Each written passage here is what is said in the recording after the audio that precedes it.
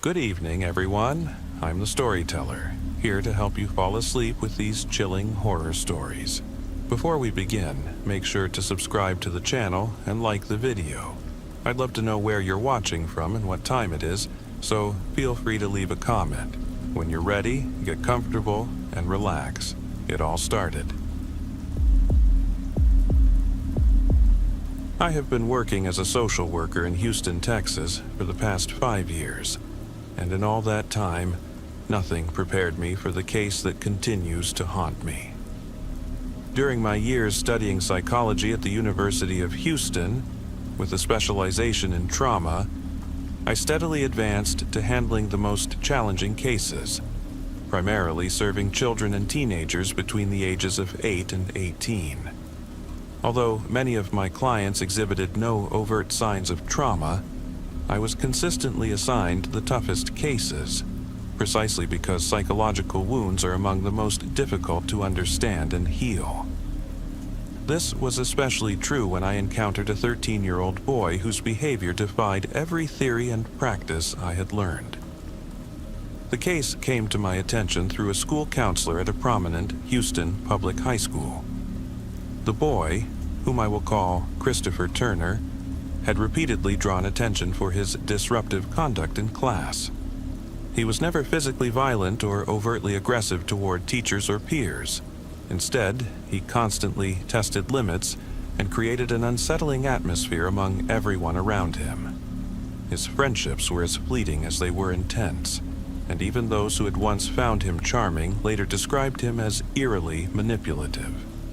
By the time I was assigned to his case, Christopher had withdrawn almost entirely, clinging to only one close friend. The counselor had suggested that there might be deeper issues at home, as such behaviors are often seen in children who have experienced some form of abuse. Before my first visit to the Turner residence, I reached out to the family for a preliminary safety assessment, standard practice here in Texas, where entering a private home requires caution. Over the phone, everything seemed ordinary. The house was located in a quiet, upscale suburb of Houston, and the family members were polite and cooperative. All indications pointed to a stable and secure home life. The Turner home, though not a sprawling mansion, clearly reflected a comfortable middle to upper class standard. James Turner, the father, worked as an attorney from a well-appointed home office, balancing his demanding career with quality time for his family. Linda Turner, the mother, had once been a guidance counselor herself, but had chosen to dedicate her energy to raising her children. Both parents appeared supportive, open, and genuinely eager to help, qualities that are, regrettably, not always easy to find in cases like these. I soon met the two younger siblings, Mark and Jacob. Both boys were bright and unassuming for their age, yet I couldn't shake the feeling that they were concealing something even their parents didn't fully understand. That nagging intuition, sharpened over years of experience, warned me that the seemingly smooth surface might be covering darker undercurrents. Then I met Christopher. From our very first encounter, I sensed he was different from the rest of his family. He greeted me without a smile. His conversation, though polite, carried an indefinable tension, as if he were guarding a secret that lay just beneath the surface. After initial meetings with every family member, it became apparent that nothing overtly alarming was occurring at home. The Turners enjoyed a stable family life, a supportive community network, and a secure financial situation. Everything one might hope for in an ideal household. Initially, the parents dismissed Christopher's troubling behavior as nothing more than the typical defiance of adolescence, attributing his outbursts to underdeveloped executive functions and normal teenage boundary testing. They were receptive to assistance, but felt that the school had overreacted. One session, however, turned out to be one of the most unnerving experiences of my career. Christopher began persistently probing me for personal details, a tactic I had seen before, but this time it felt calculated, as if he were gathering ammunition for his own ends. I had learned to set firm boundaries and deftly countered his intrusive attempts. Despite his mounting frustration, he eventually surprised me by saying in a childlike tone, "I had fun today. I can't wait to see you again." Those words sent a chill through me, as if his tone carried a dark, foreboding message. Over the following months, it became increasingly evident that the situation at home was far more troubled than anyone had let on. Eventually, the Turners confessed that things were deteriorating at home. Christopher had begun to assert an alarming level of control over the household, leaving his parents feeling utterly powerless. James often retreated into his study for days on end, and although Linda maintained a composed exterior, inside she was a storm of anxiety and despair. Notably, Linda spent the most time with Christopher, yet even she could not mask the disintegration of their once solid family dynamics. Meanwhile, Mark and Jacob shunned Christopher, though they never disclosed the real reasons behind their withdrawal. As our individual sessions continued, Christopher slowly began to open up, sharing his thoughts and emotions, each confession laced with an attempt to test my boundaries. It soon became painfully clear that he lacked genuine empathy. He complained bitterly that no one ever truly listened to him, and he expressed a disturbing contempt for anyone who dared defy his will. Despite his manipulative nature, he strangely developed an attachment to me, seeing me both as a challenge and as the only person he could confide in. I became convinced that I might be the one to help him change course. At the end of each session, he would say in a sing-song, almost childlike voice, "Be a good boy until I see you again." Initially, I dismissed it as a quirky habit, but gradually it began to feel like a warning, a premonition of darker events yet to come. One day, during a session in which we discussed pets and the therapeutic comfort animals can offer, Christopher expressed an intense desire for a dog. He insisted that only a dog could give him the kind of unconditional love he craved. What began as an innocent wish took a sinister turn when I noticed that his idea of unconditional love implied total subservience from the pet. When I suggested that he might consider a cat instead, a pet known for its independence, he reacted with vehement disgust. He insisted that cats were annoying, and he recounted how, on one occasion, he had kicked a neighbor's stray cat so hard that it ran off, a story he told with unsettling nonchalance.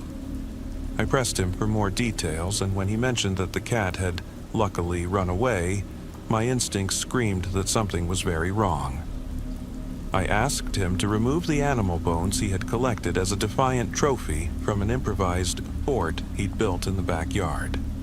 When he retrieved the bones, I was horrified to discover that they were not from a squirrel, as one might expect from a curious teenager, but from a cat. When I confronted him, he stared at me blankly and insisted that it was a squirrel's skull.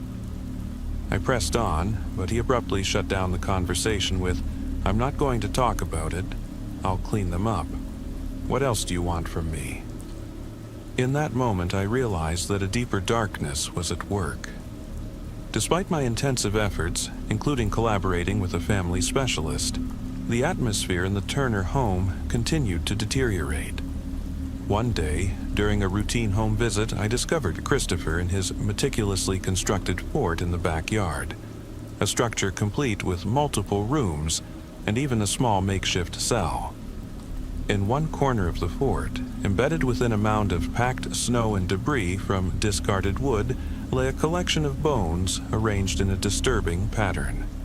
At first, I assumed these were merely the remains of a dead squirrel, a grim trophy for a troubled youth. But upon closer inspection, the skull was unmistakably not that of a squirrel. I confronted Christopher, and for a moment his face went blank, devoid of any expression.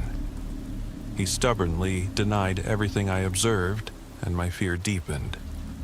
I sensed that something truly sinister was entwined in the fabric of this family's life.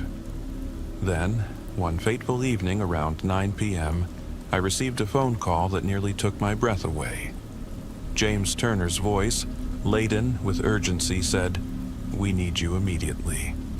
We have discovered something." My heart pounded as I drove through the quiet streets of our Houston suburb to their home. When I arrived, a suffocating silence greeted me.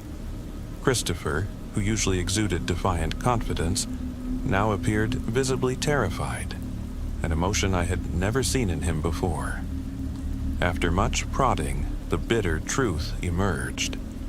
Just before bedtime, James had noticed that a door was slightly ajar and had looked inside. What he witnessed was beyond comprehension. He had caught Christopher in the act of sexually abusing one of his younger brothers. Although the initial details were vague, it was painfully clear that a grotesque power imbalance had been at work for far too long. The shock and overwhelming anger I felt forced me to step back for a moment, gathering my thoughts before focusing on the terrified children. Mark, the eldest, remained nearly mute, while Jacob fervently insisted that he hadn't noticed anything unusual. Eventually, Christopher broke down completely, begging for forgiveness and confessing his repulsive actions, though it was evident he could not fully comprehend the gravity of his wrongdoing. In that instant, I knew I had no choice but to report the case to Texas Child Protective Services. The following day, I anxiously awaited the implementation of protective measures, such as the temporary removal of the children from the home. To my utter dismay, however, the authorities dismissed the case as a misunderstanding. They argued that, while any sexual interaction between siblings was deeply concerning, it did not necessarily amount to abuse in the eyes of some officials. Everyone involved, even a representative from CPS, seemed intent on downplaying the severity of the situation. The inadequacy of their response left me in a state of despair. In the months that followed, the entire family dynamic shifted irrevocably. Christopher, who had once been the master manipulator, now appeared internally torn. Although he maintained a calm exterior, his subtle, controlling behavior lingered like a dark shadow. Linda suffered daily emotional breakdowns, often slipping into dissociative states, while James isolated himself for days in his study. The siblings retreated further into their shells, unable to process the traumatic events that had unfolded in their home. I did everything within my power to help, arranging therapy for Mark and Jacob, seeking alternative placements for Christopher, even considering the possibility of a boarding school, and fighting against the inertia of the CPS system. Despite direct warnings from my superiors not to overstep my designated role, I couldn't shake the feeling that this might be the only way to end the nightmare. Then, amid the darkness, a small ray of hope emerged. In one session, Christopher opened up once again, admitting that he often felt isolated and abandoned. I seized the moment to teach him ways to mimic empathy, even if he couldn't truly feel it, hoping that he might someday build healthier relationships. Gradually, the interactions within the family improved ever so slightly. The siblings began to reconnect, and Christopher even managed to forge 2 new friendships. For a brief moment, it seemed as though genuine happiness might be possible, and even my own haunting nightmares began to recede. A few months later, the Turners moved into a newer, more upscale home in a neighboring Houston suburb, well beyond my usual jurisdiction, but I continued to support them until my agency-approved involvement came to an end. The transition was smooth, and Christopher even attended summer camp, a step the family had never dared to take before. Due to administrative complications, no formal closing meeting was held, and I eventually left the case with the bitter-sweet knowledge that I had, at the very least, made a small difference. Years passed without any word from the Turners, until recently. One day, I received a startling text message from Linda Turner that simply read, "We need help." Before I could even type a reply, another message followed. "Please, come over immediately. We need help." My instincts screamed that something unimaginable had occurred. Despite the risks, I immediately contacted the police.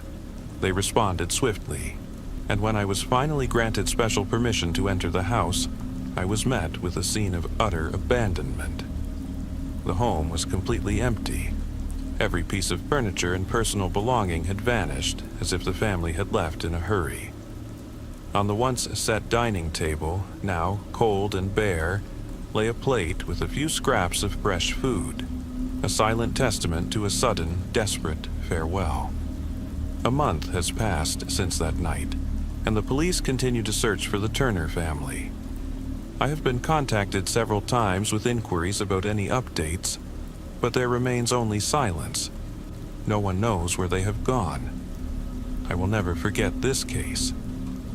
Christopher Turner, the boy who revealed himself as a sinister manipulator, was and remains a true sociopath. I do not believe in ghosts, demons, or monsters, yet people like Christopher walk among us, leaving scars deeper than any words could ever express.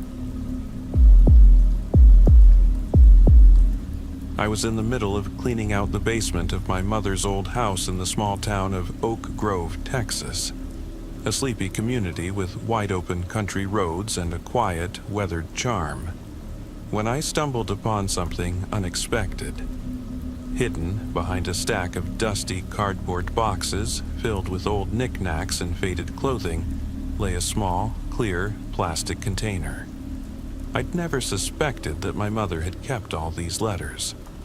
The letters began soon after my best friend, Ben Rivers, someone I'd been inseparable from since kindergarten, moved away. I remember the day in 4th grade like it was yesterday. Ben arrived at my house with his eyes red from crying and whispered that he and his mother were leaving Oak Grove. His family was forced to relocate because his grandfather had grown too frail to care for himself. Later that afternoon, as I sat in stunned silence, my mother explained that Ben's grandfather had been admitted to a nursing home, and that his mother, Joanna, had been forced to move to a remote town in West Texas to be closer to the few services available for elder care.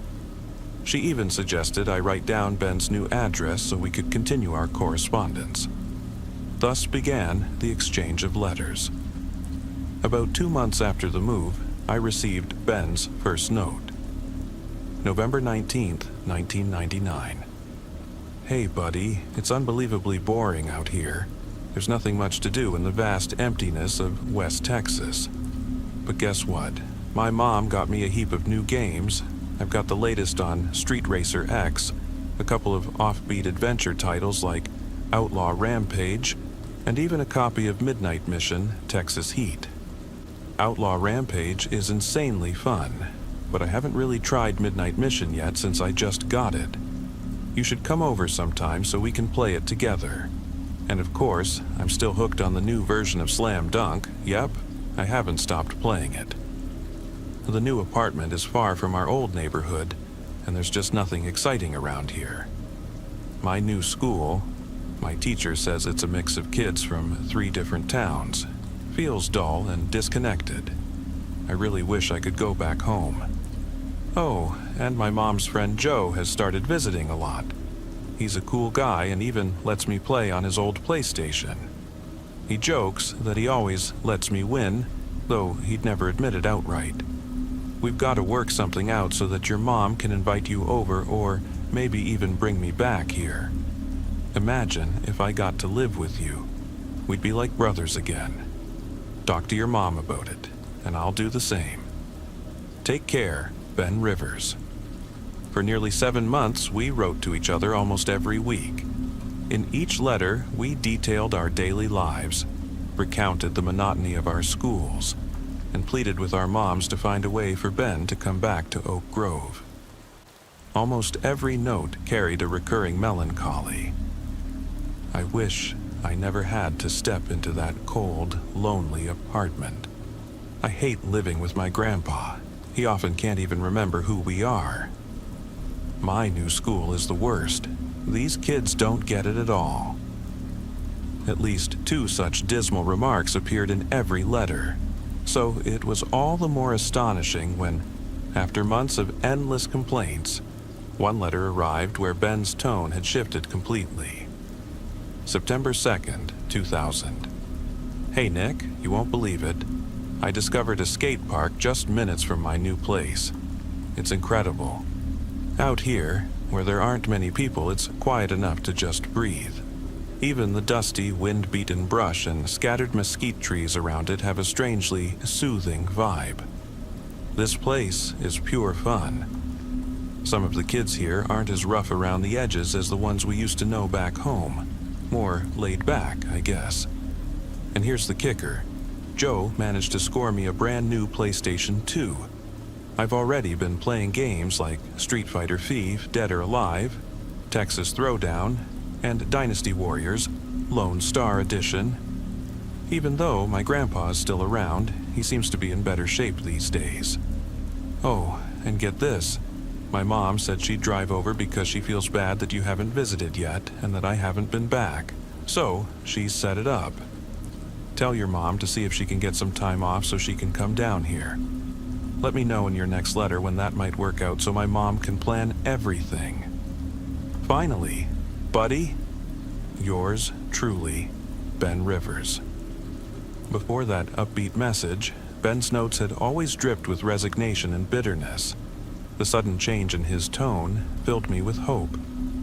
I kept my mom updated on how Ben was doing, and when the cheerful letter arrived, she finally relented.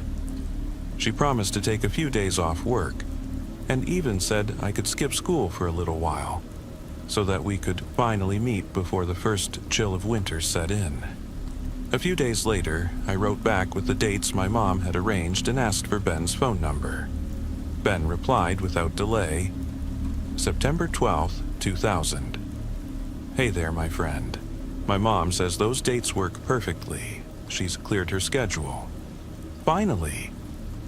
Since there aren't many houses around here where you can do trick-or-treat properly, we'll just hang out on Halloween.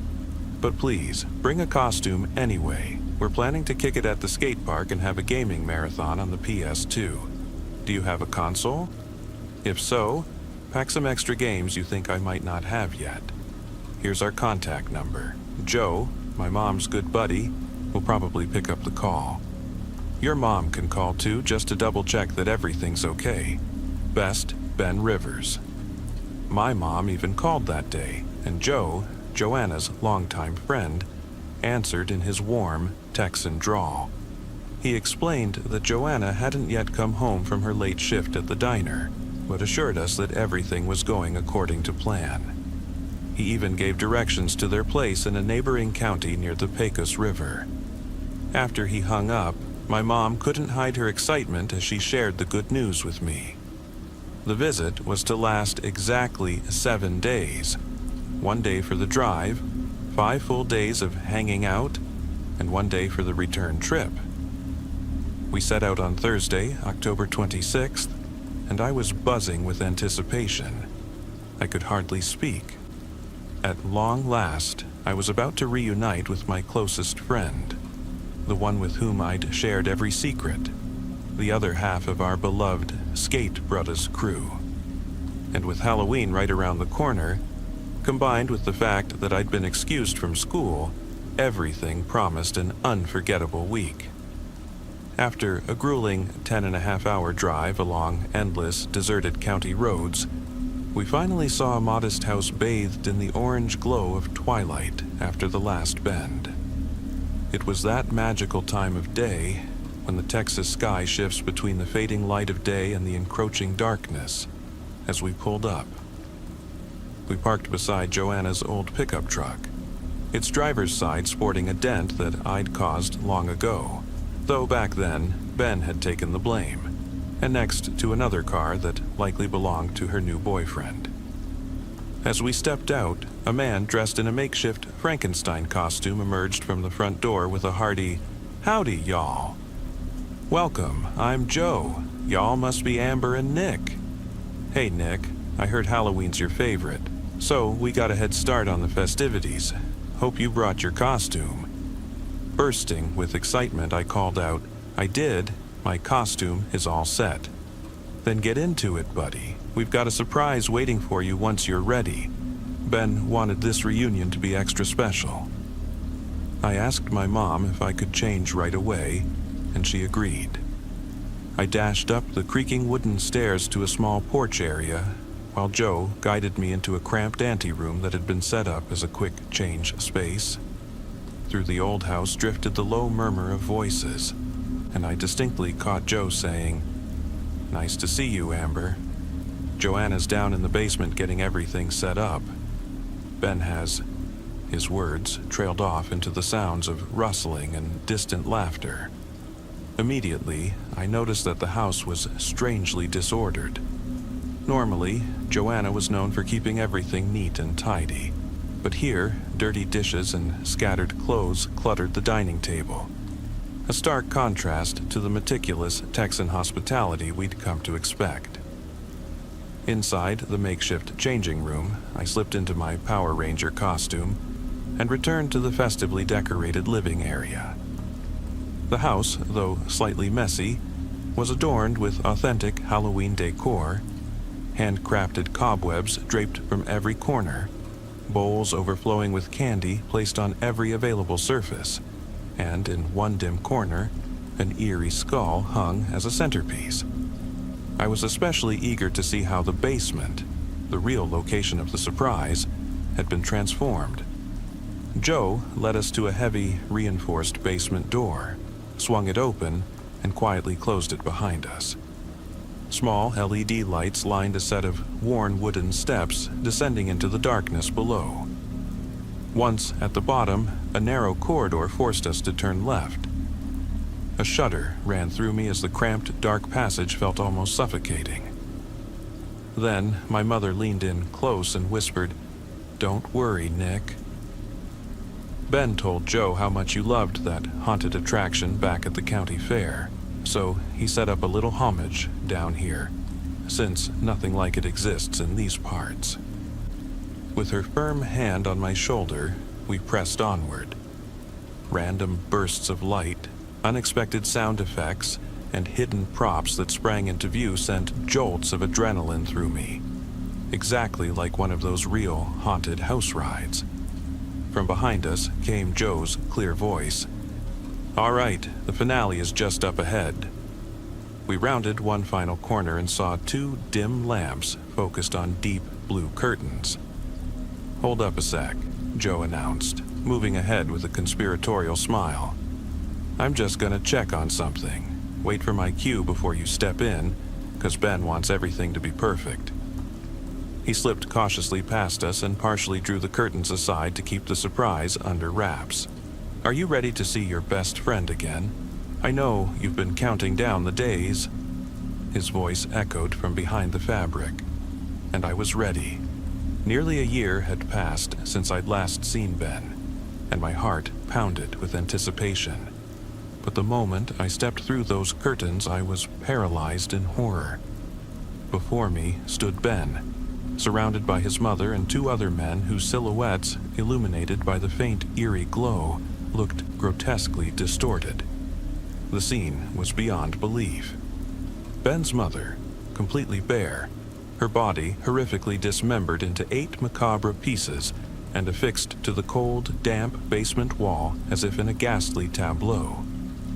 Beside her sat Ben's grandfather in an old rocking chair, also nude, with his hands crudely tied at his ankles and his feet strangely secured at his wrists.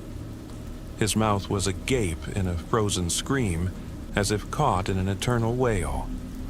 Next to him, a man, presumably the real Joe, was suspended from a hefty wooden beam. His upper torso had been viciously skinned, the raw flesh a disturbing patchwork. In a final act of grotesque art, his tongue was bizarrely pressed against his forehead. There were even whispers that it might have been Ben's grandfather in disguise, though my memory of that night is too muddled by terror to be certain. On the damp concrete floor lay shattered glass, plates, and bowls, each vessel filled with a deep, red liquid that sent a chill through my veins. On the wall, assembled from strips of human skin that seemed to belong to the real Joe, were the words, "Missed you," scrawled in a haunting script. To my left, the imposter Joe, now unmasked by his cruelty, stared down at a kneeling, tear-soaked Ben. Ben himself looked unkempt and defeated, as if he hadn't bathed or cared for himself in months. With a disturbingly calm air, the man tore away the tape from Ben's mouth and bellowed, "Quick, say hello!" Ben's tears exploded into uncontrollable sobbing, as if he couldn't even grasp that these might be his final moments. All this horror unfolded in less than 5 seconds. I emerged from behind the curtain, frozen in place, my body unwilling to move as my mother's urgent footsteps approached. Moments later, she reappeared, her trembling hand slamming an old bookshelf against the basement door before she bolted down the haunted corridor in a frantic escape. The last image of my dearest friend, the one with whom I had shared so many dreams, the other half of our once promising Skate Bros team, was seared into my mind. He knelt there before a madman, sobbing uncontrollably, while the killer brandished a chainsaw at his throat, repeatedly drawing back his arm in a nightmarish dance. My mother screamed at the top of her lungs, "Nick! Run! Get in the car now!" Her voice battling the gurgling, tormented cries of Ben and the unnervingly calm, mocking call of the murderer. "Come on now! You're not going to let him finish watching? You sure aren't much fun?" This was followed by a deep, almost inhuman laugh that chilled me to the bone. We soon found ourselves back at the top of the staircase, where my mother ordered me to climb into the car, lock the doors, and drive away as fast as possible. I obeyed wordlessly, stealing one final glance back, catching sight of her as she slammed a heavy bookshelf in front of the basement door to seal it shut. For about 20 heart-pounding seconds, she disappeared from view before reappearing and sprinting to the car. We sped off along a dusty country road. At a stop by the roadside, she explained in a trembling voice that she had found an old telephone in the basement and had immediately dialed 911, reporting a gruesome murder with the exact address scribbled in her purse. Out in the middle of nowhere, it took nearly 20 agonizing minutes for the local sheriff's department to arrive. When they finally pulled up, the eerie silence of the house greeted us as we led them inside. I asked my mother what would happen if the killer simply vanished into thin air, but she was convinced that the heavy bookshelf had completely blocked any possible exit. In a twist that still haunts me, we later learned that the murderer had never even tried to escape through the basement. He hadn't made a move to flee at all. Instead, in a bizarre, macabre gesture, he placed my best friend's head on a small table, left behind a handwritten note, one that seemed prepared well in advance, inserted a single bullet slug into his mouth, and pulled the trigger. I will forever be haunted by those unspeakable images, the final, horrific moments of Ben's mother, her lover, and his frail grandfather, the disturbing, unrelenting details of bodies viciously cut and skinned, and most of all, the last image of my best friend etched into my 10-year-old eyes. Tears, anguished sobbing, and that ominous chainsaw hovering near his throat. Yet, what will remain with me most indelibly is the one note the killer left behind. A message that closed this chapter of unimaginable horror with a cruel finality. I was just a child when I first sensed that something was deeply off in our family. My grandmother, Ethel, a woman my mother always described with a mix of reluctant admiration and unease, had a presence that both comforted and unsettled me. Everyone in our small East Texas town said she suffered from a host of ailments: chronic obstructive pulmonary disease, heart attacks, strokes, coronary troubles, and even lung cancer. Yet what terrified me more than these grim diagnoses was that, despite everything, she never stopped smoking. We lived on the outskirts of a modest town near Lufkin, Texas, a place where endless fields of bluebonnets and sprawling oak groves painted a picture of rustic life. Our family's little ranch-style house was tucked among dusty lanes and windswept pecan groves, while my grandparents' old farmhouse sat just a mile away.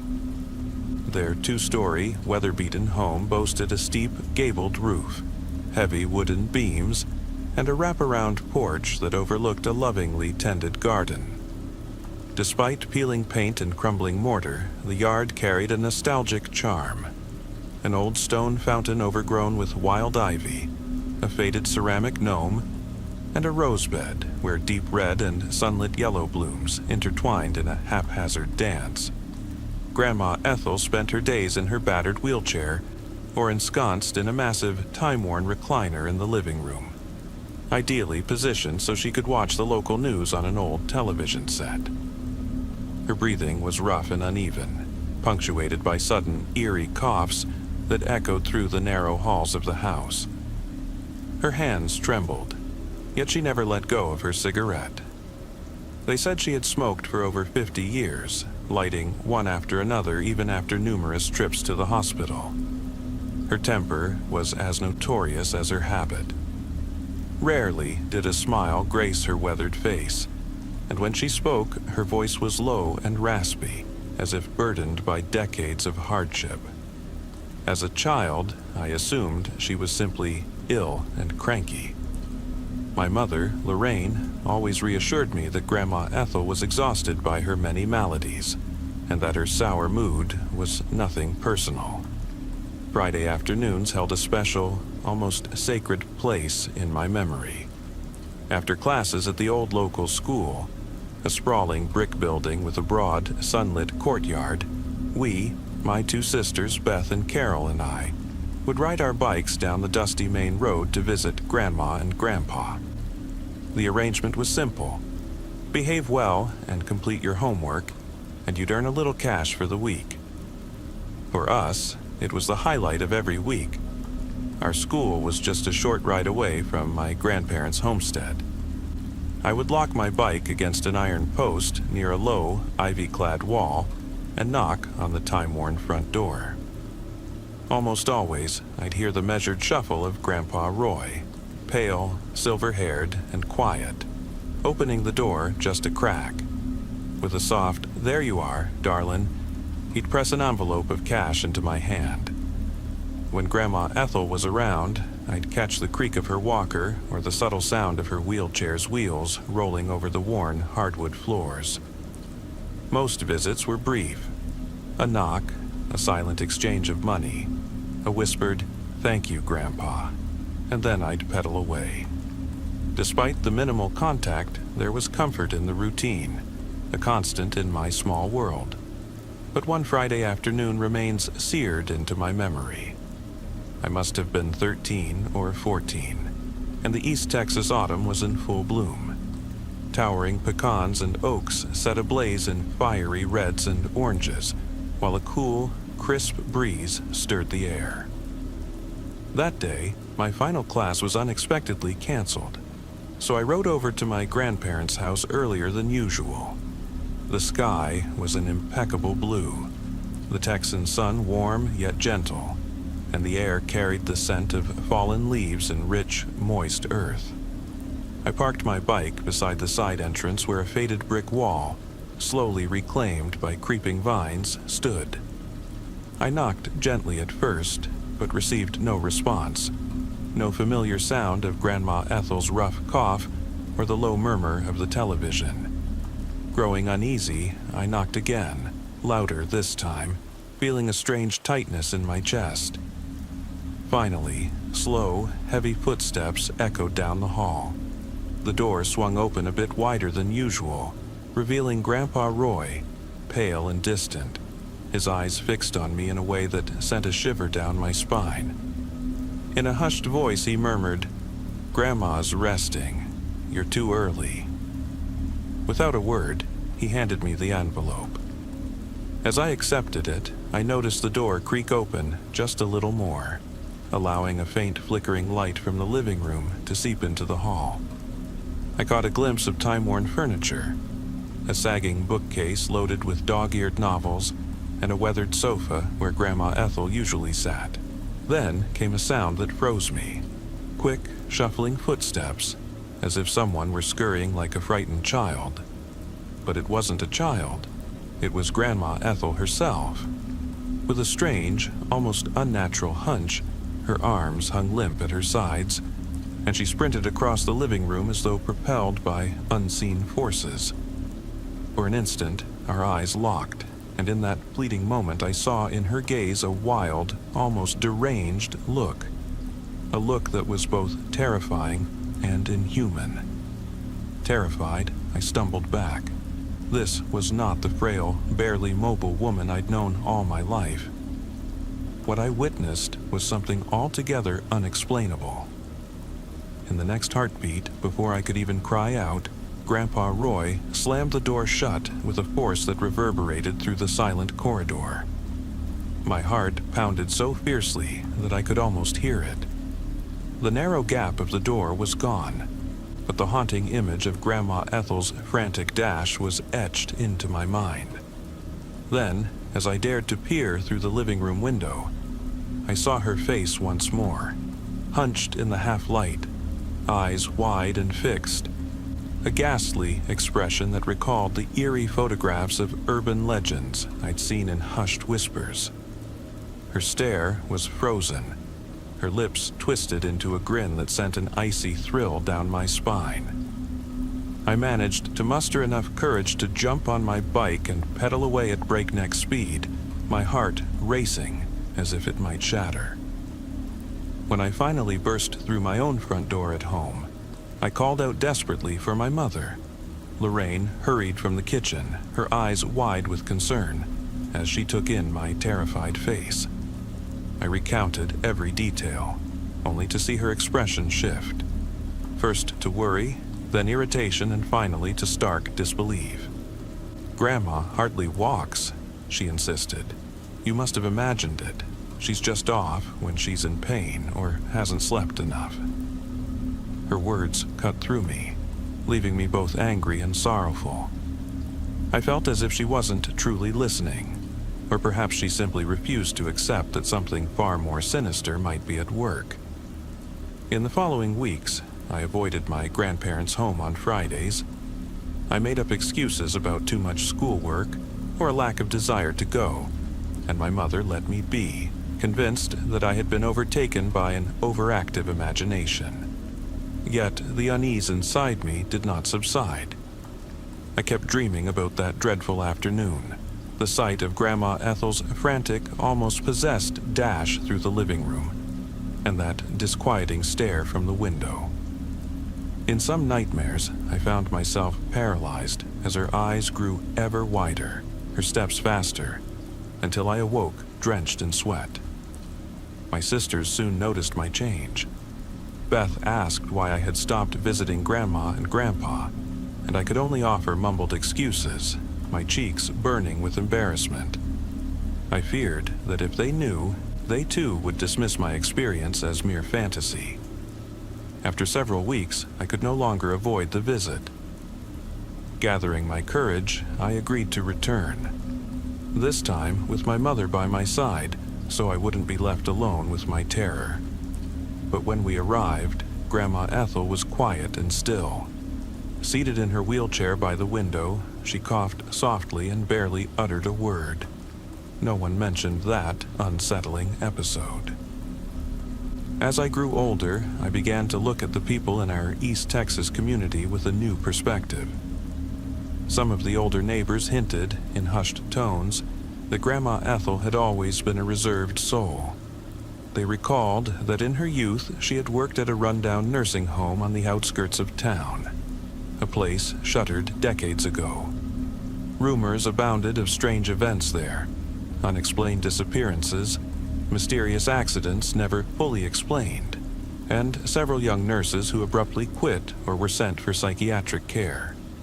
No one ever spoke openly about it, but the specter of that dark chapter lingered. I often wondered if my grandmother had been haunted by those events. Had she witnessed horrors so profound that they left scars deep within her, causing those bizarre outbursts? Whenever I tried to learn more, the neighbors would fall silent or cast me warning looks as if to say, "This is not for you to know." Even Grandpa Roy, usually so reserved, would sometimes glance furtively in my direction whenever Grandma Ethel wasn't watching. In his eyes, I detected a mix of shame and fear, as if he bore a terrible secret, resigned to keeping the truth locked away. Perhaps his minimal greeting each Friday was an effort to shield me from a horror he'd long ago come to accept. Though the terrifying Friday eventually receded into memory, smaller echoes of that day persisted. I remembered once seeing Grandma Ethel in the long, dim corridor without her walker, leaning heavily against the wall. When she noticed my stare, she seemed to crumble as if suddenly unable to move. On another occasion, a rapid, sharp tapping in the living room ceased abruptly as I entered, an echo of that unnerving sprint from years before. And sometimes, when I met her gaze directly, I could swear I saw an eerie glimmer in her eyes, a strange sparkle that sent shivers crawling up my arms. The following winter in East Texas was especially bleak.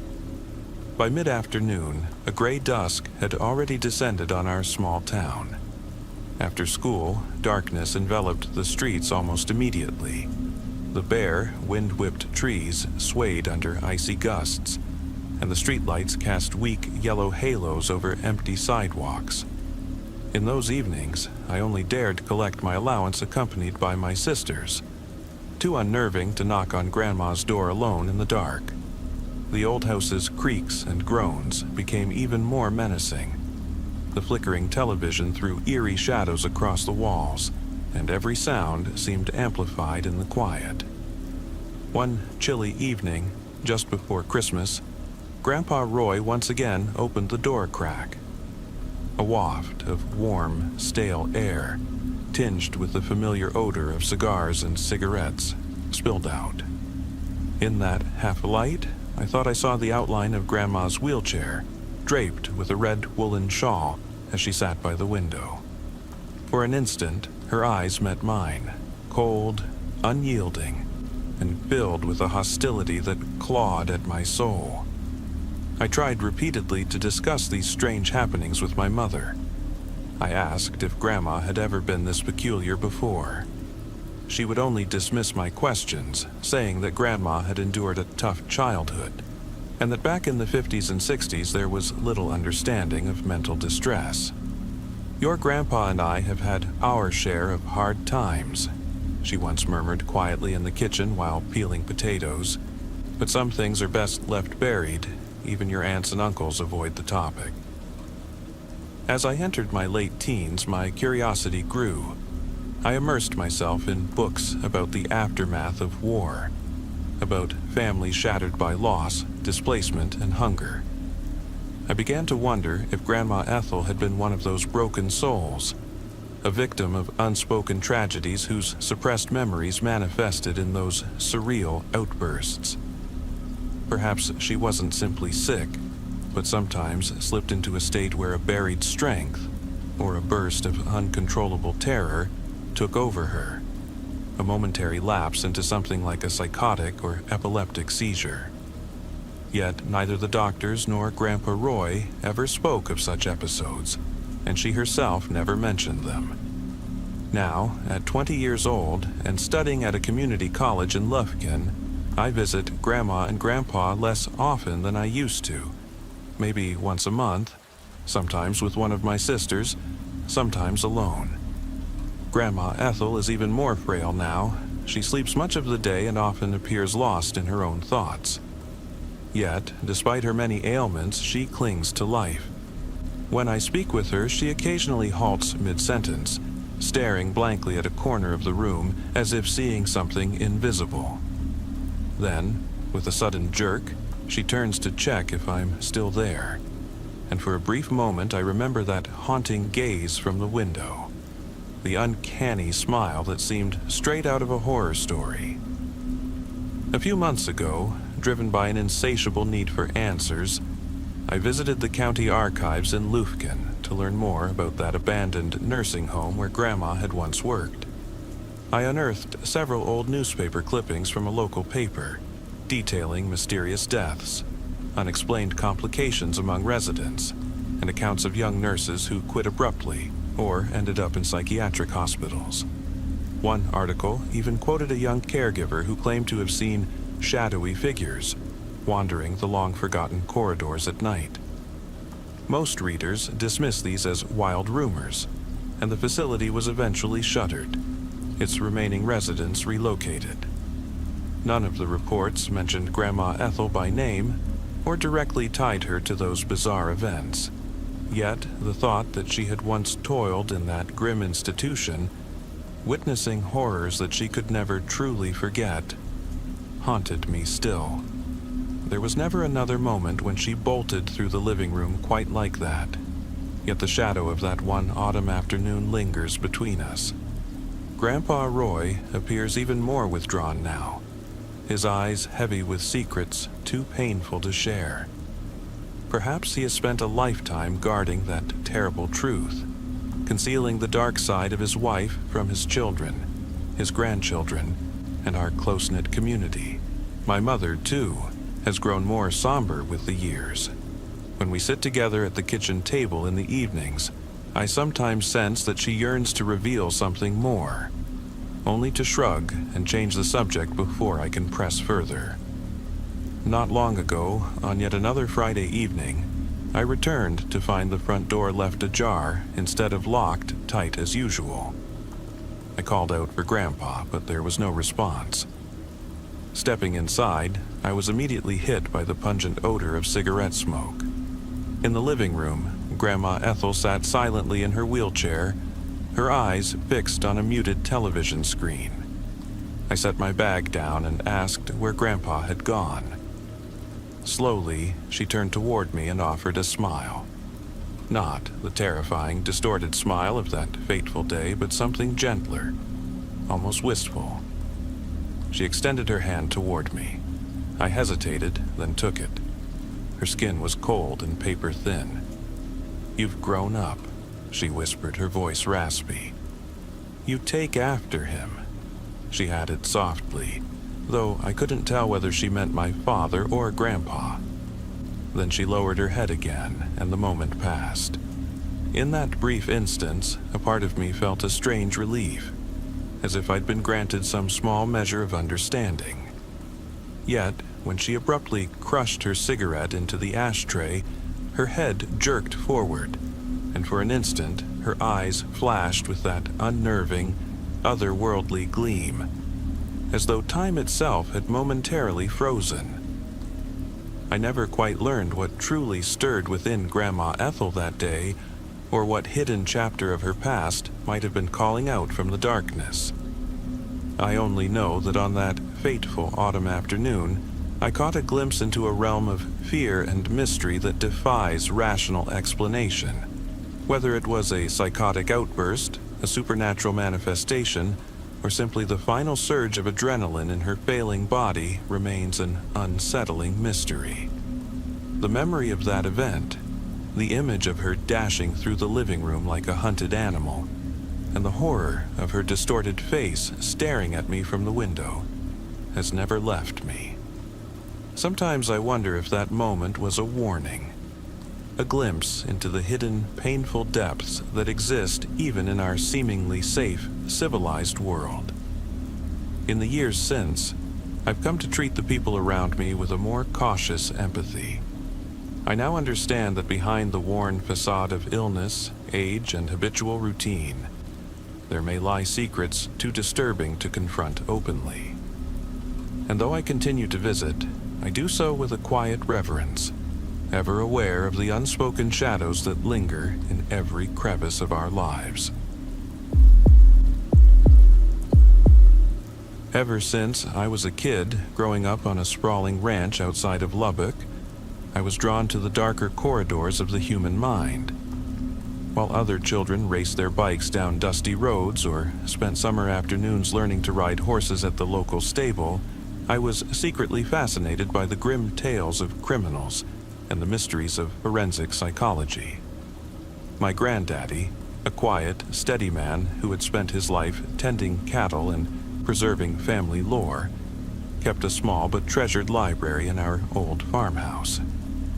Along with well-worn copies of Steinbeck and Faulkner, he had a collection of books about infamous outlaws, unsolved murders, and the intricacies of abnormal behavior. Even though, at 10 or 11, I couldn't fully grasp their meanings, I'd curl up in a creaky leather armchair and run my fingers over the faded spines, convinced that each book held secrets not meant for ordinary eyes. As I grew older, under the vast, star-lit Texas skies, my curiosity about the twisted aspects of human nature only intensified.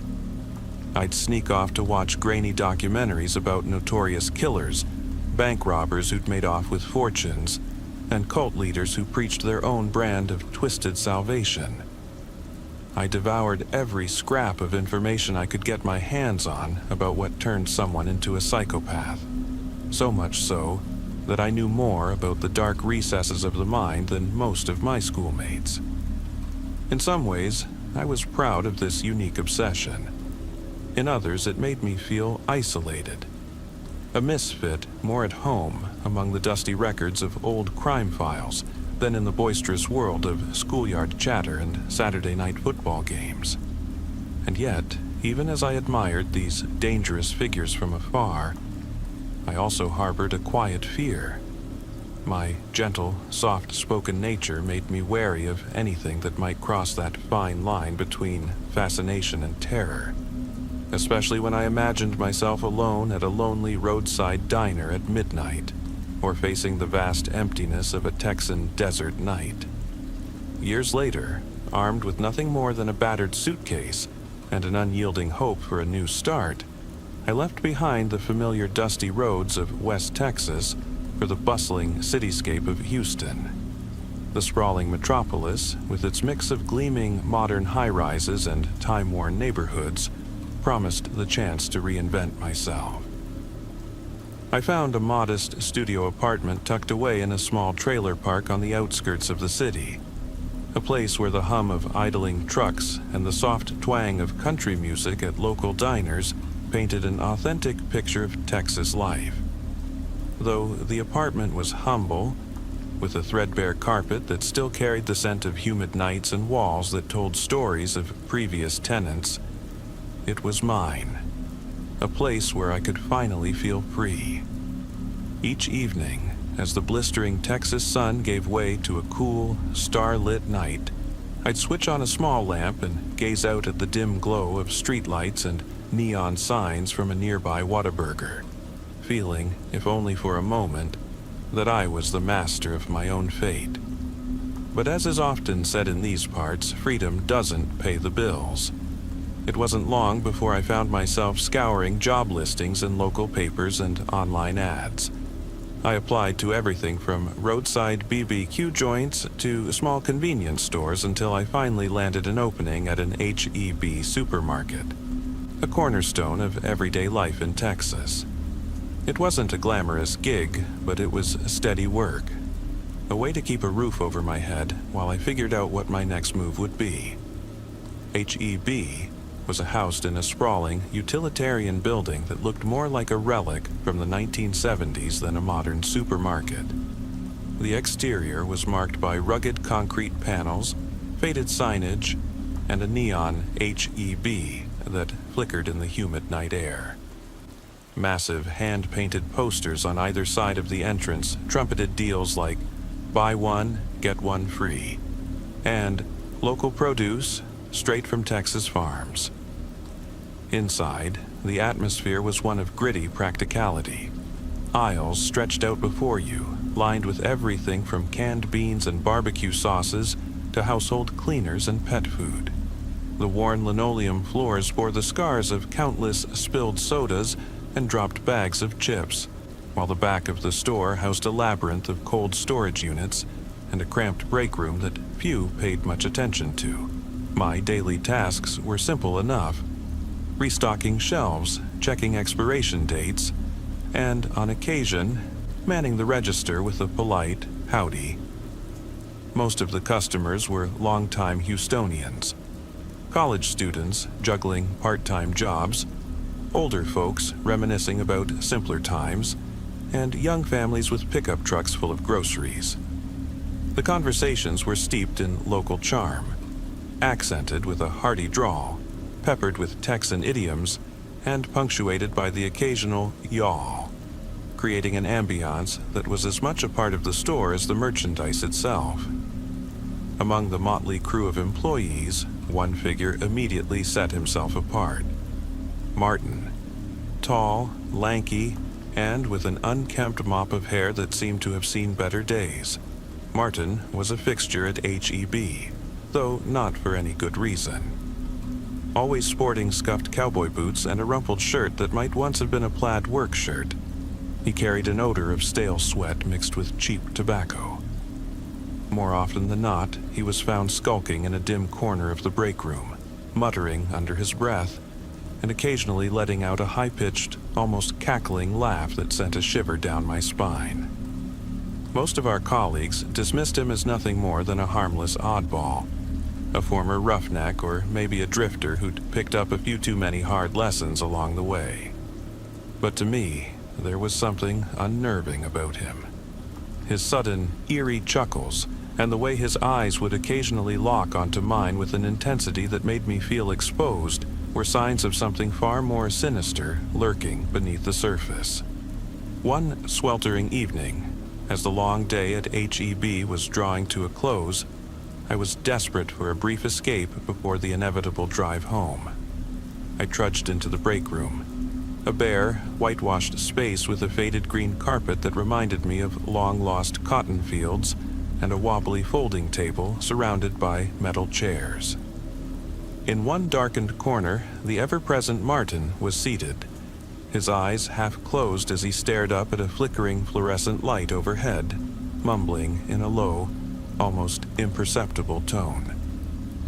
I hesitated at the doorway, torn between the desire to escape the oppressive atmosphere and the need to grab a quick cup of coffee from the old vending machine that rattled in the corner.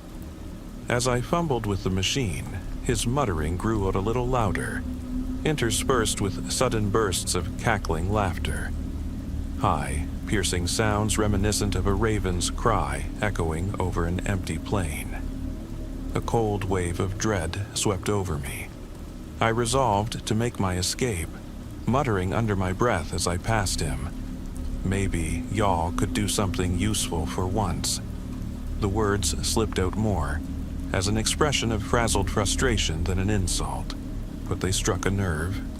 In that heartbeat of time, Martin's hand shot out, gripping my collar with a force that sent me stumbling back onto the worn, dusty carpet. I looked up, heart pounding, to see his face contort into something unrecognizable. A cold, predatory mask where his previously benign features were replaced by an expression that recalled the most chilling profiles of the psychopaths I had once read about. His boot pressed down on my neck with a pressure that wasn't overwhelmingly forceful, but was enough to choke the breath out of me and set my pulse racing. I instinctively thrashed, trying to break free from his iron grip, but it was as if I were pinned in a vice. "What did you just say?"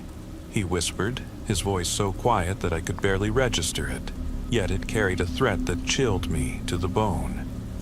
I managed only a strangled sound as the pressure increased. Then, as if to punctuate his words, he kicked me hard in the stomach. The pain was sudden and fierce, and I doubled over, gasping for air. Before I could even process what had just occurred, the break room door swung open. In walked Ben, a coworker with a shock of red hair and a demeanor that normally exuded easy camaraderie. He nodded in greeting without a hint of alarm, as if nothing out of the ordinary were happening. In an instant, Martin released his grip, hoisting me to my feet with a disconcerting nonchalance. "She just slipped on the rug," he explained dryly, his tone accompanied by that unnerving, half-mocking chuckle. Ben's casual acceptance of Martin's explanation did nothing to allay the terror and confusion swirling in my mind. I stood there, trembling, wondering if anyone would ever believe that the seemingly harmless oddball had suddenly turned vicious before my very eyes. The remainder of my shift passed in a fog.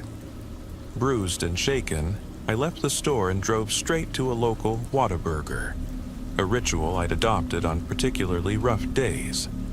I ordered a burger and a side of fries, sitting by a window to watch the neon glow against the deep Texas night, hoping that the familiar taste of smoky barbecue sauce and crispy fries might numb the haunting images of Martin's cold, predatory eyes.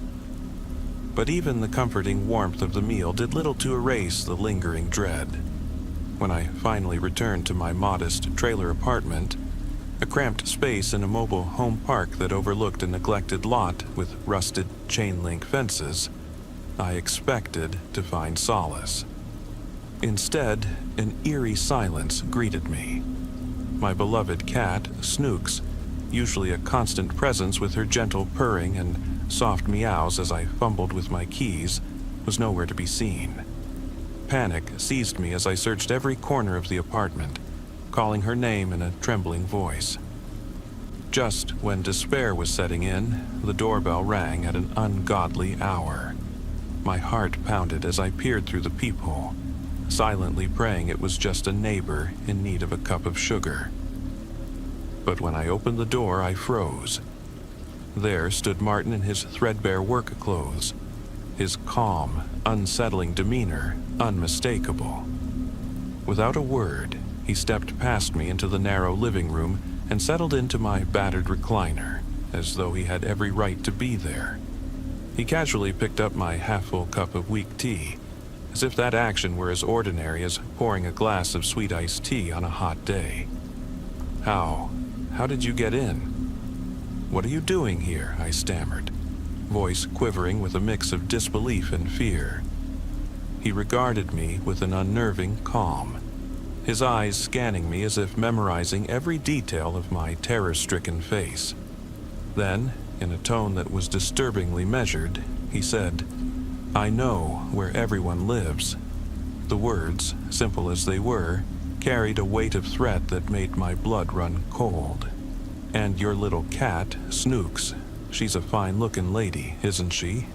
he added, each syllable drawn out as if to savor the discomfort he was inflicting. Where is she?" I managed to croak, my voice barely audible. Placing the teacup down with deliberate care, he rose slowly and smiled, a smile that sent shivers through my spine. "Let's just say you'd best keep quiet about what happened today." With that, he turned and left, the door clicking shut behind him, leaving me paralyzed in a silence that felt like a death sentence. Minutes later, as if on cue, Snooks finally padded through the pet door, unscathed but a silent reminder of the intrusion that had shattered my sense of security. I could only watch, heart pounding, as her familiar purr filled the void left by Martin's departure. Yet I knew the message was clear. Martin could invade my life at any moment, and he wouldn't hesitate to remind me of his presence. That night, I sat at my creaking kitchen table in my trailer, staring blankly at my cell phone while a torrent of thoughts and doubts swirled in my mind. Should I call the police? How could I possibly explain that a coworker had not only attacked me in broad daylight, but had also brazenly intruded into my own home? Without any tangible evidence, no photographs, no witnesses, no physical injuries with a doctor's note. Any report would likely be dismissed as a case of overactive imagination. The very thought of pursuing legal action under Texas's notorious stand your ground laws, where even a perceived threat could escalate into a deadly encounter, left me feeling trapped and vulnerable. The next day, too weak to face the fluorescent glare of HEB's aisles, I called in sick. My voice, barely above a whisper, conveyed a mixture of exhaustion and terror to the substitute manager, who offered a perfunctory "get well soon" before hanging up. With the day stretching ahead, I spent my morning scouring online legal forums and local police websites for advice on stalking, assault, and threats. Every site I visited confirmed what I feared. Without hard evidence, my story would be lost among bureaucratic red tape, dismissed as nothing more than the ramblings of someone too frightened to face the truth. That afternoon, the doorbell rang again. With trembling knees, I opened the door to find Ben, a friendly face among the chaos, holding a small bouquet of wildflowers he'd picked from a roadside stand. "Hey, I heard you called in sick," he said softly, his eyes reflecting genuine concern.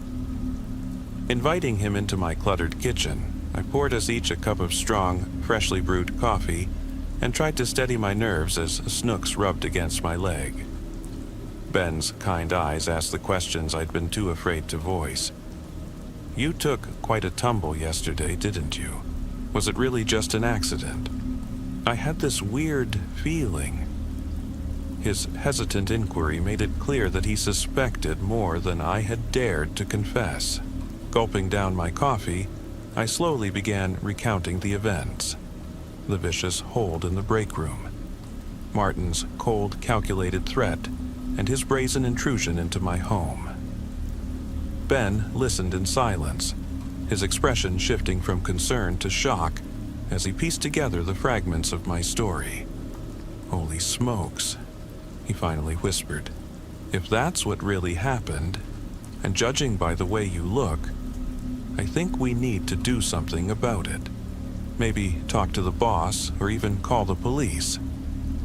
But even as his words rang with reason, I couldn't shake the overwhelming thought. Without solid evidence, who would believe that a quiet, odd man from the store could turn into a cold-blooded menace in an instant? Ben hesitated, then nodded solemnly, promising to discreetly gather more information on Martin, to learn whether the man was indeed the dangerous figure I feared. In the following days, I did my best to avoid HEB. I took extra sick days, knowing full well that I couldn't vanish forever. Rent and bills in Houston had a habit of catching up with you. When I eventually returned to work, every step felt heavy, as if I were treading on a minefield. Ben kept me updated. He'd attempted to chat with Martin during breaks, only to be met with monosyllabic responses, cryptic remarks about his past as a roughneck, or even claims of having been in the service. Rumors among our co-workers swirled like a Texas dust storm. Some said Martin had once been locked up after a bar fight. Others whispered that he was a Vietnam vet with scars that ran deeper than flesh. None of it could be confirmed, but the uncertainty only deepened my dread. One late evening, I stayed behind for an inventory check with a coworker named Anja, a lively woman in her early 30s with an infectious laugh that usually made even the most tedious tasks bearable. As the store's doors locked behind us, and only the faint hum of emergency lights filled the aisles, an oppressive silence settled over the building. After a while, Anja decided to call it a night and headed home, leaving me alone with the rustling of cardboard boxes and the occasional creak of a loose shelf. But the silence was soon broken by soft footsteps echoing somewhere between the aisles, a sound that set every nerve on edge. I called out for Anya, but received no reply. The footsteps grew steadily louder until, from the gloom between the towering racks, Martin emerged. His face was partially obscured by stacks of unsorted merchandise, but those cold, glimmering eyes were unmistakable. I backed away, my heart thundering in my chest, until I collided with a loose pallet of cardboard boxes that teetered dangerously on the edge of collapse. "What are you doing here?" I managed to ask, my voice quavering as if the very air around me had thickened with dread. Martin tilted his head slightly, regarding me with that unnerving, inhuman calm. Then, with a smile that was equal parts charm and menace, a smile that reminded me of a coyote sizing up its prey, he said, "I just wanted to make sure everything was all right."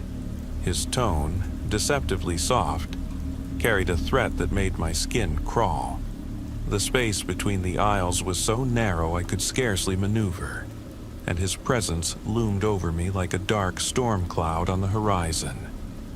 Just as I felt completely cornered, the overhead lights brightened, and I heard Anya's hurried footsteps returning. In that moment, Martin melted back into the shadows with a final, lingering glance that promised this wasn't the end. The next day, with a trembling resolve, I sought out our store manager, Mr. Thompson, a burly man in his 50s known for his stern gaze and no-nonsense approach. I recounted my harrowing experience with halting words, explaining how Martin had not only attacked me in the break room, but had also invaded my home. Mr. Thompson listened with an expression that was a mixture of skepticism and bureaucratic detachment. "We have to be sure of what happened," he said cautiously, scribbling a few notes in his ledger. His measured response left me with the bitter understanding that without hard evidence, nothing concrete could be done. I left his office feeling as though I'd been reduced to a minor inconvenience, a complaint lost amid a sea of paperwork. In the days that followed, I navigated the aisles of HEB with a constant, suffocating sense of dread. At home, I fortified my small trailer with every security measure I could muster: new locks, an extra bolt on the door, even propping a battered chair beneath the handle, a tactic I'd seen in a late-night action movie. I began carrying pepper spray in my backpack and sometimes even considered purchasing a small handgun, knowing full well that under Texas's stand-your-ground laws, I might be forced to defend my own home if Martin ever returned. Meanwhile, every time I caught a glimpse of a truck pulling up at the grocery lot or heard a distant honk of a Ford F-150 on the highway, I felt as though Martin's shadow lurked just around the corner. It was a bitter irony that the childhood fascination with the psychology of killers had led me to experience a terror that was all too real. The very man I'd once regarded as nothing more than an oddity had revealed a depth of cold, calculated menace that belonged in the crime files I'd once read so eagerly. Outwardly, Martin maintained his unassuming role, chatting idly with co-workers, offering a crooked smile when passing by, but in those stolen moments when no one else was around, I caught him staring at me with a predatory glint that left me questioning my own safety. Some nights, as I lay awake in the still darkness of my trailer, I'd replay the events over and over. The crushing weight of Martin's boot on my neck, his whispered threat, the way his eyes seemed to strip away any pretense of normalcy. I would clutch Snooks close, the soft purr of her reassuring, yet powerless, against the overwhelming fear that perhaps one day he would come for me again. And then there were the moments of fleeting clarity, like when Ben, ever the caring soul, showed up at my door with a bouquet of wildflowers, urging me to consider reporting the incident. He talked about contacting the police, about speaking to Mr. Thompson again, but I was too paralyzed by the thought of exposing myself to a system that might dismiss me as hysterical. How could I prove that a seemingly harmless man, who even managed to charm customers during his shifts, could be capable of such cold-blooded cruelty? The very idea of confronting that reality made me feel both isolated and helpless. In the following weeks, I tried to carry on as if nothing had happened. I clocked in at HEB with a forced smile, exchanged pleasantries with customers using a cautious, "Howdy, y'all," and attempted to blend in with the daily routine of a Houston grocery store. But every shift was haunted by the memory of Martin's predatory grin and the inexplicable terror that lurked in every shadow. I I began to wonder whether I should quit, leave Houston behind, or perhaps even change my identity. Yet the crushing weight of bills and the familiar pull of a life I once knew held me back. Even as I labored through each day, the memories of that terrible night, of the violent struggle, the eerie visit to my home, and the chilling promise in Martin's voice remained etched into my mind like scars. Every creak in the night, every distant truck engine, every gust of wind rattling the chain-link fence outside my trailer became a reminder that the border between normal life and unbridled terror was thinner than I had ever imagined. I still don't know what the future holds. Some days, I entertain the desperate notion of packing up my battered belongings and driving off into the endless Texas horizon, leaving behind the memories and the persistent nagging fear of Martin's return. But then, in quiet moments over a steaming cup of coffee at a local diner, or while watching the neon lights flicker outside my window at night, I wonder if I should muster the courage to stand up to the darkness. Perhaps, someday, I will have the strength to confront Martin, to force him into the light where his secrets can no longer hide. Until then, I continue each day with a heart heavy with fear and resolve, determined to reclaim even a sliver of the freedom I once took for granted. This is my story, a tale of a child's early fascination turned nightmare, of life in modern Texas where the promise of freedom collides with the harsh reality of danger lurking in every corner. And every night, as I lie awake listening to the quiet hum of a Houston suburb, I wonder if I will ever truly be free from the relentless shadow of the man who knows too much about the darkness inside us all. I can't pinpoint the exact moment I stopped sleeping peacefully in my own home.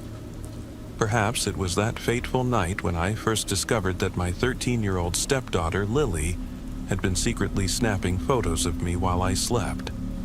Or maybe it began earlier, when I first felt an unsettling tension creeping into our newly blended family. One thing is certain. Ever since those photos emerged, my life in this little Texas town has never been the same. My name is Jennifer. Most folks call me Jen. I'm 35, born and raised in a small West Texas community where traditions run deep and secrets cling to old houses. About 6 months ago, I married Harold, a steadfast man from Laredo whose warm smile masked a fierce pride and a protective streak as wide as the Rio Grande. Harold had a daughter, Lily, from his previous marriage. I had never dreamed of motherhood, yet love and the promise of building a life together pulled me into a role I never imagined. After our wedding, Harold and I moved into an aged ranch-style house on a quiet dirt road near the outskirts of a historic town just outside of Abilene. The house exuded a Southern Gothic charm. Weathered wooden siding, a wraparound porch shaded by ancient pecan trees, and creaking floors that echoed memories of bygone days. Its original hardwood floors, high ceilings, and a small overgrown garden gave it undeniable character, yet the property had its quirks. Stubborn doors that sometimes refused to close, windows that rattled in the wind, and on stormy nights, a mournful gust that swept through the halls like a whispered warning. From the moment Lily set foot in our new home, she declared it too old, too haunted, and downright eerie. I initially dismissed her complaints as typical teenage rebellion, but now I wonder if she sensed something sinister that I chose to ignore. Lily is a quiet, slender girl with shoulder-length chestnut hair that often falls across her face. At her local school, she was unremarkable. Average grades, reserved in class, and sometimes distracted by thoughts of a world that seemed to have forgotten her. But at home, it was painfully clear that she resented me. Even the term stepmom ignited a fury in her that was as raw as it was inexplicable. I tried everything to bridge the gap between us.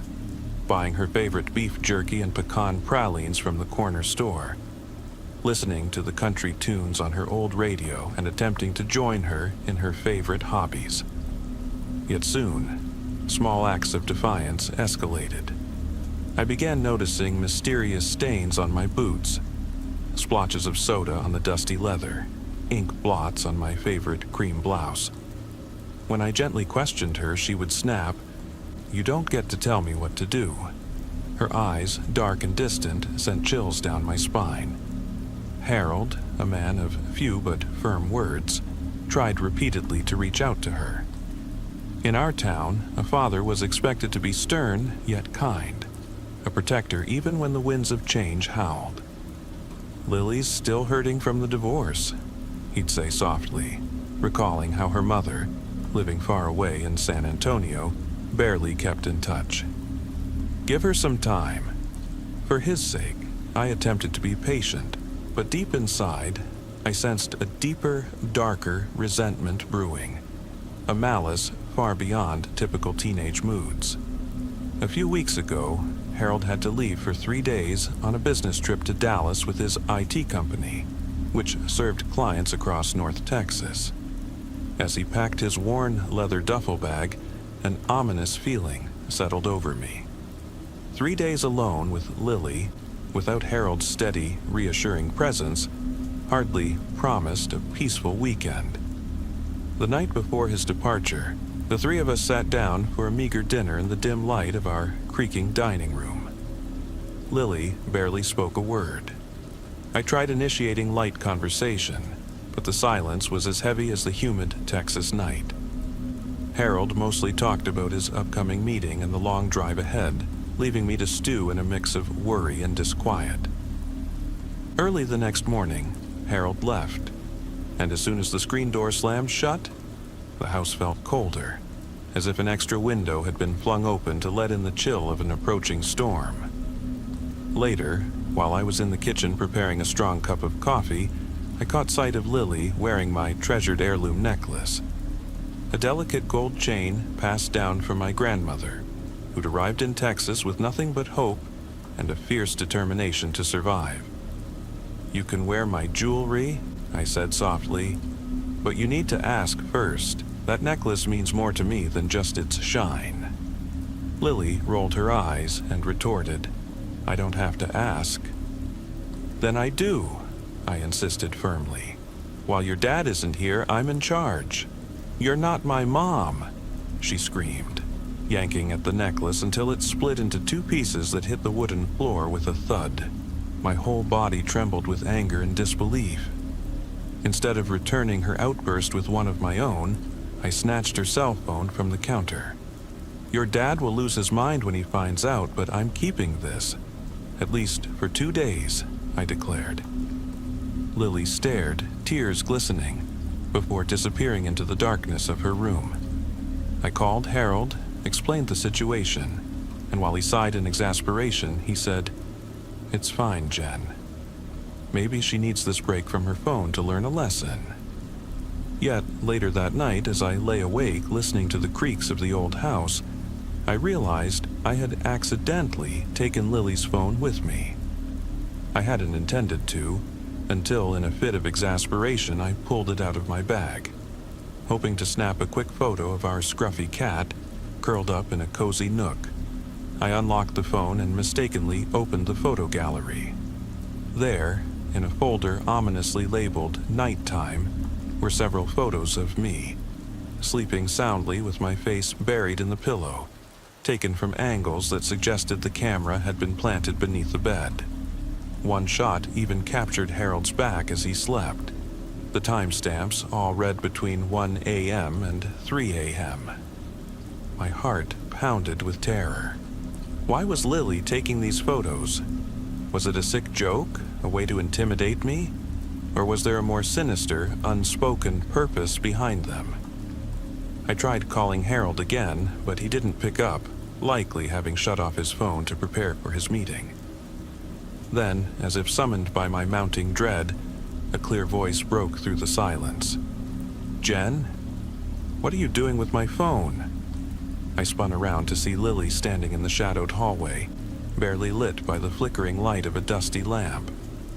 Her hair hung messily around her face, and she regarded me with an emotionless stare. My fingers clutched the phone. I was just... I stuttered. "You have no right to snoop in my phone," she said coolly. "Then why did you take photos of me?" I demanded. "That's none of your business," she snapped. "Give it back." Overwhelmed by a mixture of anger, fear, and betrayal, I managed only to say, "You'll have it back tomorrow. Now go to sleep." Without a word, Lily turned and retreated into her room. I couldn't shake the haunting images. They tormented me in the quiet hours, each snapshot a mystery that forced me to wonder whether Lily was trying to humiliate me, blackmail me, or if something supernatural was afoot. Was it a twisted prank, a desperate cry for help, or evidence of something beyond our understanding? That night, after Lily had vanished into her room's darkness, I heard a faint metallic tapping at my own bedroom door.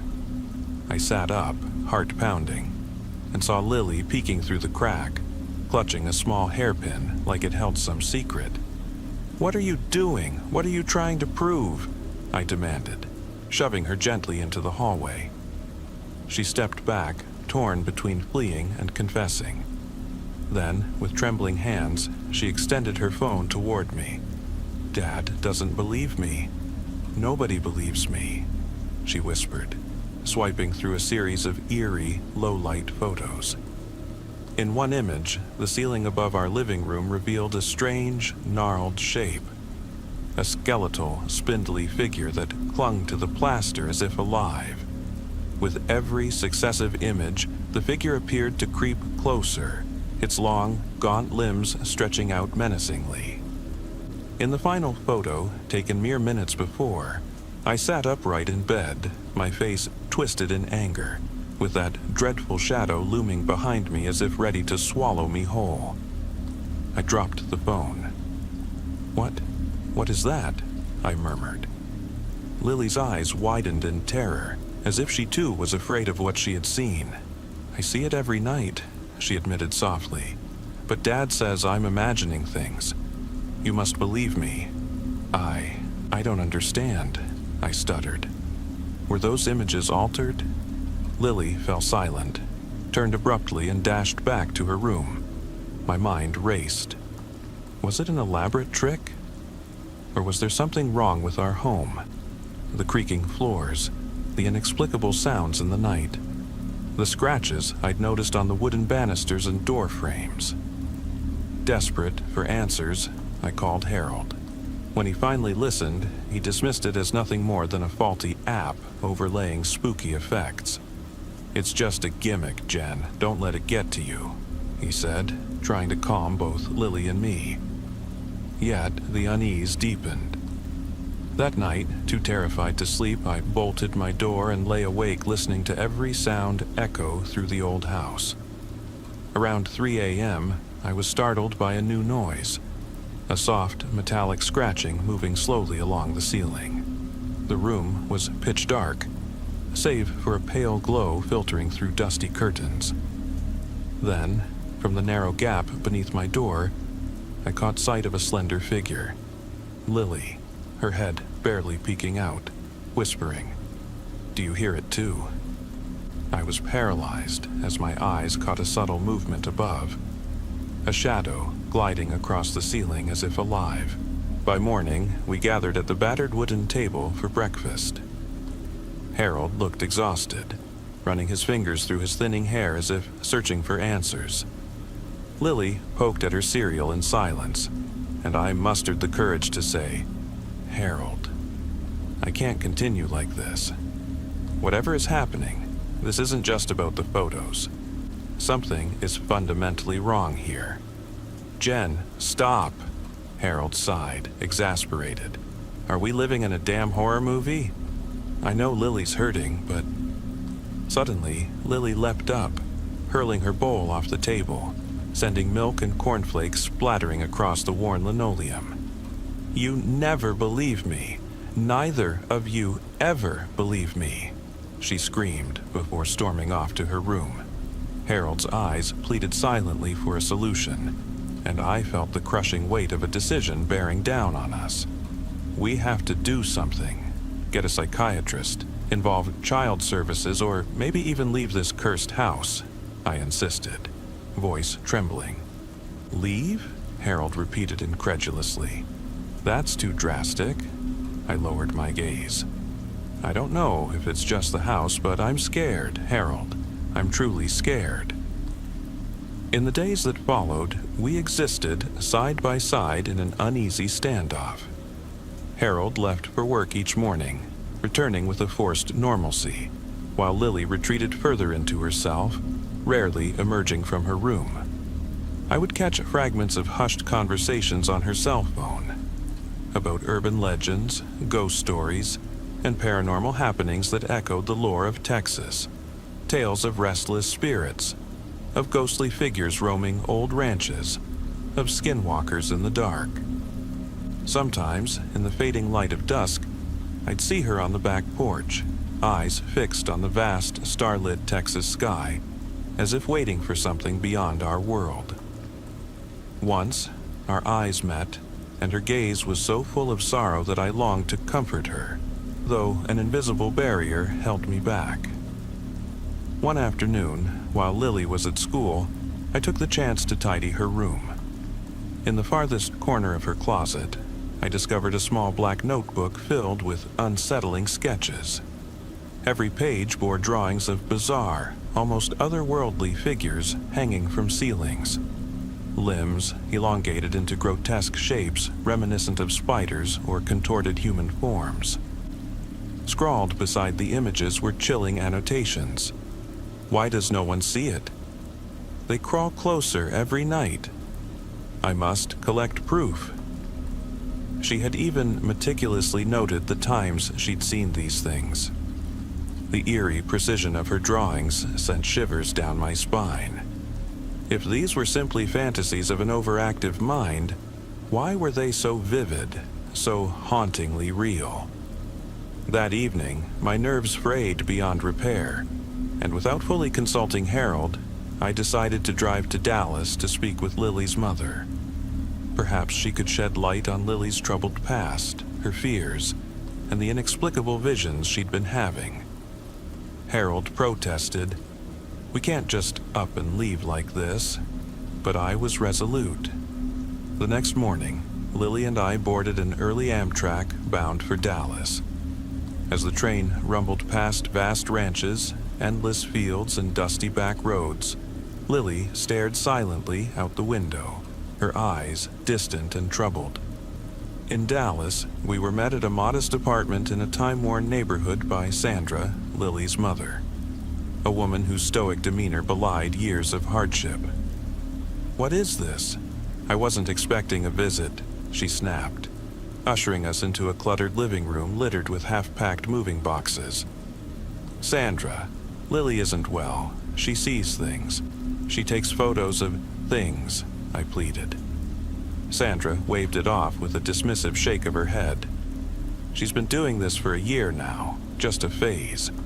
She needs therapy, but it's not my problem. You have her now." Anger surged through me. She needs parents who care, who listen. This isn't just a phase, it's her life at stake. Sandra remained unmoved, advising only that Lily focus on school and forget the ghost stories. Lily said nothing as we left, her silence echoing down the narrow apartment hall, and I spotted her crouched on the steps, lost in thought. Returning to our Texas home, the atmosphere was even more oppressive. Harold was torn between his love for Lily and a growing sense of powerlessness. I, on the other hand, was haunted by more questions than answers. One night, Lily roused me by knocking urgently on my bedroom door. "Please, open up. You have to see this," she cried. I opened the door to find her pale, eyes reddened from crying. She led me to the living room and pointed trembling fingers at the front window. "Out there, on the side of the house," she whispered. I stepped closer, and in the dim glow of a street lamp, saw a long, distorted shadow slithering along the worn wooden siding. A shape so unnatural that for a moment I couldn't tell if it was a passing stranger or something more sinister. As a pickup truck rolled by, its headlights washed over the facade, and the shadow vanished. Lily collapsed onto her knees, tears streaming down her face. "Nobody understands me," she sobbed. "But you saw it too, didn't you?" I was left speechless, uncertain if that fleeting figure was real or just another trick of the failing light. In the following weeks, our days blurred into a constant state of tension. Lily and I often took refuge at a close friend, Katie's, a modest but welcoming bungalow in a quiet suburb where the whispers of local lore were far less ominous. Harold came and went, determined to keep his work and sanity afloat, while I couldn't shake the terror that gripped me every time I turned off the lights at night. Rumors began circulating among Lily's classmates. Whispers of a spider monster seen in old houses, of paranormal hauntings in Texas ranches, even tales of a restless spirit said to wander abandoned farmsteads. Some dismissed it as mere teenage hysteria. Others trembled at the thought. Authorities and local child services offered little comfort. The small-town sheriff, though kind, insisted that without concrete evidence of a crime or danger, there was little he could do. The local psychologist, a reserved man working out of a renovated old building on Main Street, recommended ongoing sessions, suggesting that Lily might be suffering from deep-seated trauma, but urged us to give it time. Every night, as I switched off the lights, I felt an unsettling presence. I'd hear slow, deliberate scratching along the ceiling, and as sleep finally claimed me, I was tormented by dreams of that long, creeping shadow descending from above, while Lily, phone in hand, documented it with desperate fervor. Perhaps one day we'll learn that it was all just a tragic misunderstanding, a confluence of teenage angst, family strife, and the peculiarities of an old Texas house. But if not, then this may only be the beginning of a far more terrifying saga unfolding in our humble home. A tale of ancient secrets, whispered legends, and horrors that defy explanation. As for now, Lily and I cling to each other, bound by fear, uncertainty, and the desperate hope that someone will believe us. Harold, caught between his duty as a father and his own disbelief, seems to be drifting further away, his love shadowed by denial. Every time I turn off the light, I swear I feel a presence, an echo of the past and a portent of things yet to come. And as I finally drift into fitful sleep, I am haunted by the same disjointed dreams. A long, creeping shadow descending from the ceiling, while Lily silently documents it, desperate to prove that we aren't mad, that something unearthly is at work in our Texas home.